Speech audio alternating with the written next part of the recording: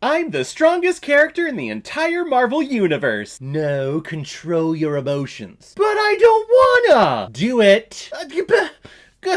Fine.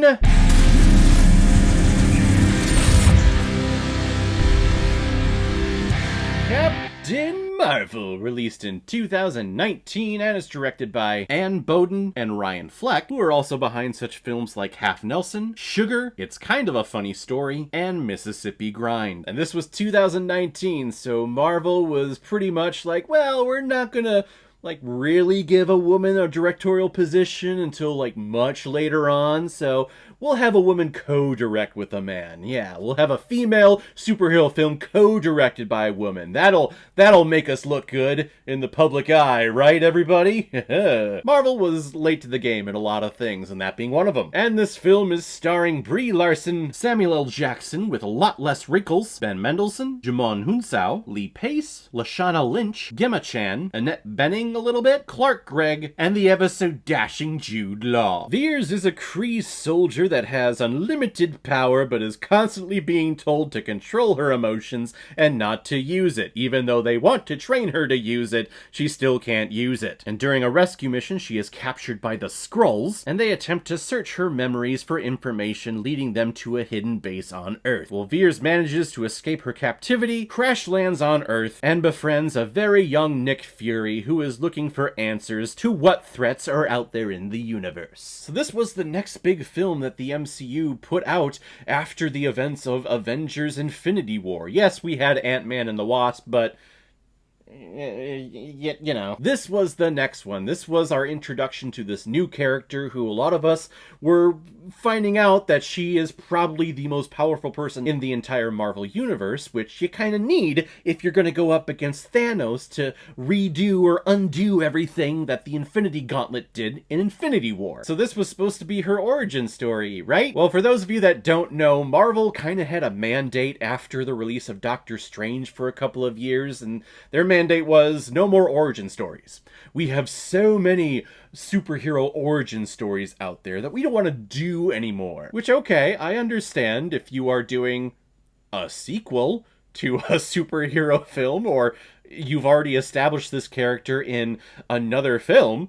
The problem, though, with this movie was that we had never seen this person before. We almost got her in Avengers Age of Ultron. At the very end, they had a stand-in for Carol Danvers, for Captain Marvel, but then Marvel was like, no, we're going to save her for her own movie. But we had never seen this character in the MCU before. We'd never really seen her on TV or in Marvel cartoons. Maybe a little bit in the X-Men cartoon, but that was it. And they're avoiding giving us an origin story. And you can tell, it is painful watching this movie how much they are trying to avoid all of the tropes and standard beats that we get in an origin story, to the point where they actually kind of fall into it being an origin story when they're unlocking her mind and going back to the past because the Skrulls are trying to find out information and the coordinates of the hidden base. So we're kind of getting her backstory, but then they're like, no, these are messed up memories, so it's not really her backstory, but it's kind of her backstory. I think you see where I'm going with this.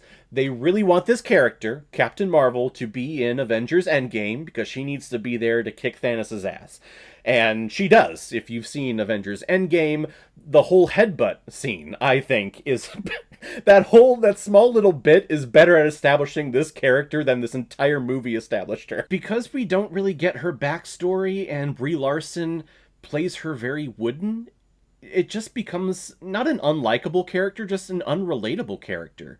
Or a character that I'm watching on screen, I'm sitting there thinking, okay, why should I care? At points she thinks she's funny and she's telling sarcastic and smart jokes, but then they don't land as well as another character delivering those lines would do it. And there are moments where she is frustrated and she's scared because she is remembering who she is. Her name is actually Carol Danvers, it's not Vias, because on the dog tag it just has V-E-R-S, so we're going to call her Veers. Oh boy, it's so clever. I just remember leaving the theater on this day. First off, I remember going to the theater just terribly sick. I think I was on the mend, but I just had a terrible cold, and this was 2019, so it wasn't COVID, but God, it was a flu, it was a cold, I had earaches, I was just feeling like shit.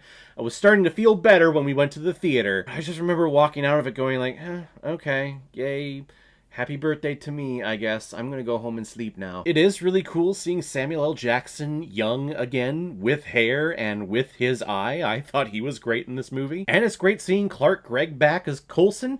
We technically haven't seen him in the MCU since the first Avengers film. Yes, they did the Agents of S.H.I.E.L.D., which, you know, whatever, that stuff happened. Lashana Lynch plays the original Captain Rambo in this film, and I don't know what it is about this actress. She just rubs me the wrong way whenever she's on screen, in particular with this role. She's mean and rude for no reason. I think she's always angry. She's very flat. It's just one emotion, and it's just annoyance. Annoyancely angry. Ben Mendelson, I think, is better in this movie than other roles that I've seen him in.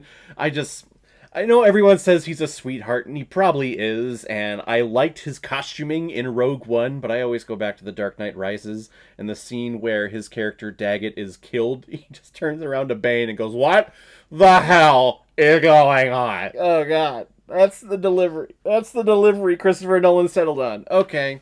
Yeah, fine. And here he has similar delivery, but he also has, you know, dentures in, and he has this prosthetic around his head, so I'll give him a little pass. But more importantly, we have one of the best MCU characters in the entire movie, and that's little Goosey. Little Goosey is so adorable. That little beautiful flurkin who can kill people. Actually, there's a little flurkin right now. Hey, little Goose, how's it going? Oh, there he is with the Tesseract. Isn't he so precious? I'm so happy that she's coming back for the sequel with all the Marvels, and she's gonna have a whole bunch of kittens and other flurkins flurking around. I'm just gonna be so happy when I watch it. Captain Marvel was just overall a miss. I don't think it's terrible.